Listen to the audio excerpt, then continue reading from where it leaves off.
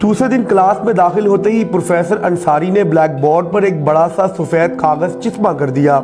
इसके बाद उन्होंने उस सफेद कागज के दरमियान में मार्कर से एक स्याह नुक्ता डाला। फिर अपना रुख क्लास की तरफ करते हुए पूछा, आपको क्या नजर आ रहा है? सबने ही यकजुबान होकर कहा, एक स्याह नुक्ता। तालिब इल्म ताज्जुब का इजहार कर रहे थे, सर भी कमाल करते हैं, कल लकीर खींची थी, आज नुक्ता बना दिया है। प्रोफेसर ने मुस्कुराते हुए कहा, हैरत है, इतना बड़ा सफेद कागज अपनी चमक और पूरी आबोताब के साथ तो तुम्हारी नजरों से ओझल है, मगर एक छोटा सा स्याह नुक्ता तुम्हें साफ दिखाई दे रहा है। जिंदगी में किए गए लातादाद अच्छे काम सफेद कागज की तरह होते हैं, जबकि कोई गलती या खराबी महज एक छोटे से नुक्ते की मानिंद होती है।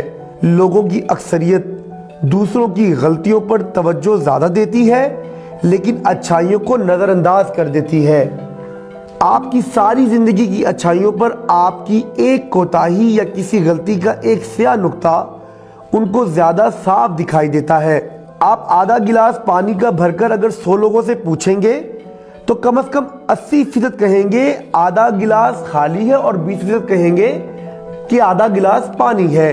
दोनों सीरतों में बज़ाहिर फर्क कुछ नहीं पड़ता, लेकिन दर हकीकत ये दो किस्म के अंदाज फिक्र की नुमाइंदगी करते हैं, एक मनफी और दूसरा मस्बत। जिन लोगों का अंदाज़े फिक्र मनफी होता है वो सिर्फ मनफी रुख से चीज़ों को देखते, जबकि मस्बत ज़हन के लोग हर चीज़ में खैर तलाश कर लेते हैं।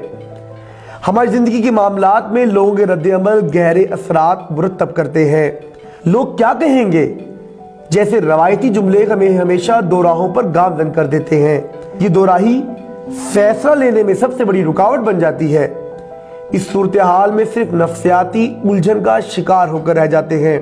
इसलिए आप मुस्तकबिल में कोई भी काम करें, कोई भी राह चुने, तो याद रखें कि आप हर शख्स को मुतमईन नहीं कर सकते।